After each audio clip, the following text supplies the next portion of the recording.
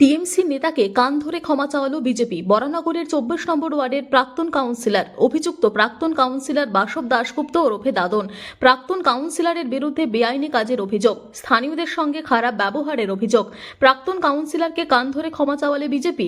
জানা গেছে বরানগর 24 নম্বর ওয়ার্ড অঞ্চলের পৌর প্রতিনিধি ছিলেন বাসব চন্দ্র ঘোষ ওরফে দোদন।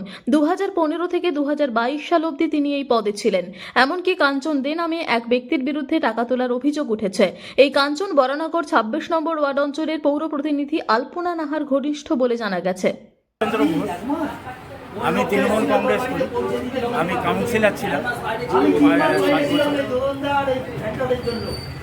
এবং আমি যখন থাকাকালীন কোনো অন্যায় হয়ে থাকে বিজেপি করার সময় বিজেপি যারা করতো তাদের উপর যে অন্যায় করেছে তার জন্য অত্যাচার করেছে। বল তাড়াতাড়ি বল, বলতে হবে তাড়াতাড়ি, সত্যি কথা বল। আমি থাকাকালীন যে অত্যাচার হয়েছে, অকথ্য অত্যাচার যে হয়েছে তার জন্য আমি ক্ষমা চাইছি। এবং আমি সবার থেকে সবাইকে বলেছি তারা ভালো জাত থাকুক এবং যারা 20 মেয়াদ 20 তারিখে আসবে, সুভাষদাকে নিয়ে আসবে, টাকা ফেরত দেবো।